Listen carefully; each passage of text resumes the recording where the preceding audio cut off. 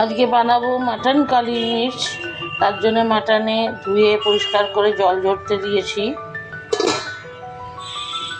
এখানে প্যানে শুকনো খোলায় 1 চামচি জিরে, 1 চামচি মৌরি, 1.5 চামচি গোলমরিচ,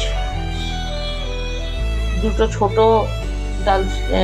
দালচিনি, 4টে লবঙ্গ, 5টা ছোট এলাচ, এগুলো একটুখানি শুকনো খোলায় নেড়ে নেব।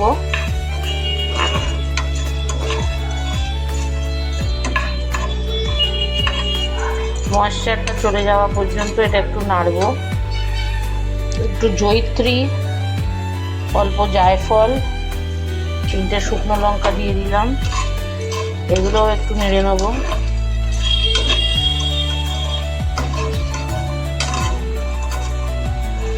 এটা হয়ে গেলে এটা ঠান্ডা করে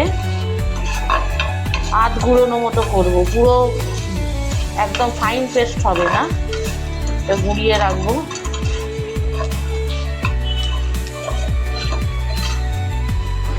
ভাজা মশলাটা গুঁড়ো করে রেখেছি দরদরা মতো করে।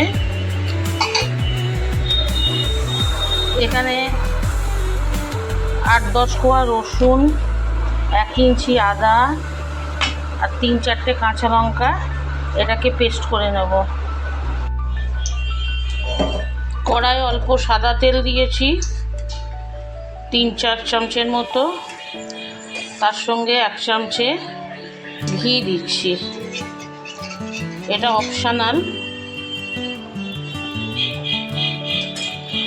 2টো তেজপাতা আর একটা বড় এলাচ ফোড়ন দিলাম।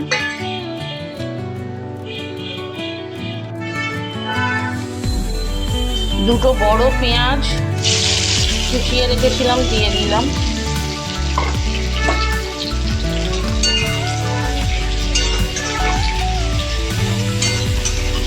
পেঁয়াজটা একটু গোলাপি গোলাপি করে ভাজবো।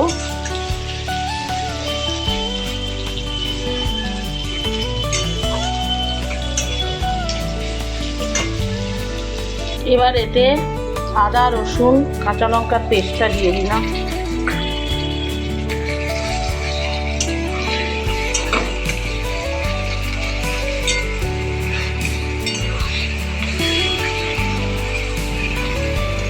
ভালো করে ভেজে নেব। পেঁয়াজ, আদা, রসুনটা ভাজা হয়ে গেছে। এবার 750-800 মতো মাংস এখানে দিয়ে দিলাম। জল ঝরিয়ে রেখেছিলাম ধুয়ে পরিষ্কার করে।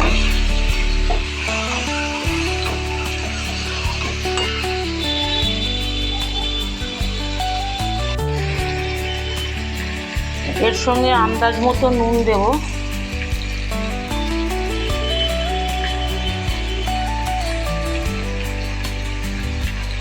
দিয়ে ভালো করে কষবো।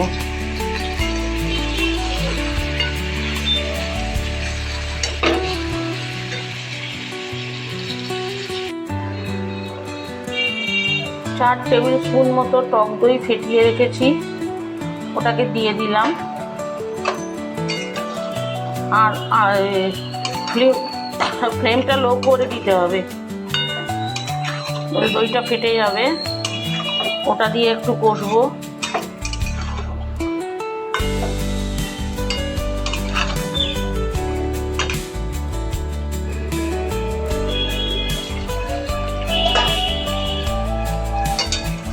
মাংসটার এখন এইরকম পজিশন,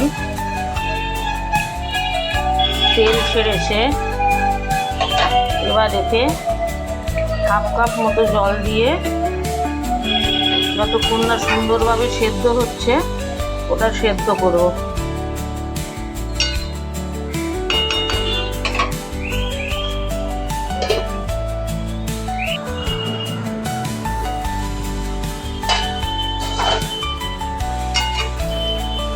মাংসটা সেদ্ধ হয়ে গেছে। চাইলে এটা কুকারেও করে নেওয়া যাবে। ভাজা মশলাটা দিয়ে দিচ্ছি।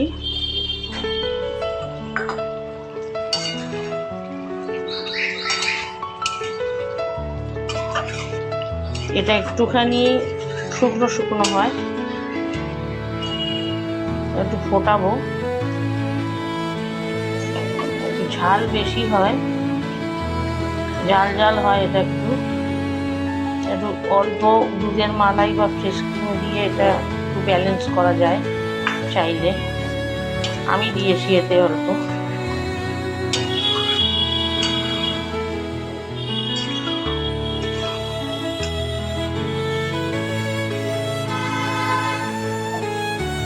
আর যেহেতু এটা মাটন কালি মির্চ, তাই জন্য মরিচ আধ ভাঙা করে দিচ্ছি, একটু বেশি করেই যাবে এতে।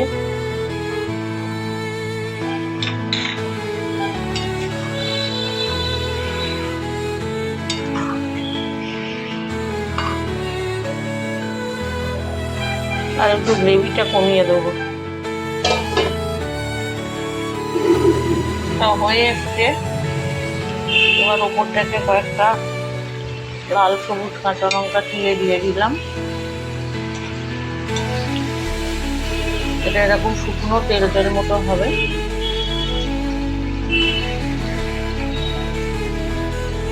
হয়ে গেছে, এবার এটা নামিয়ে নেবো।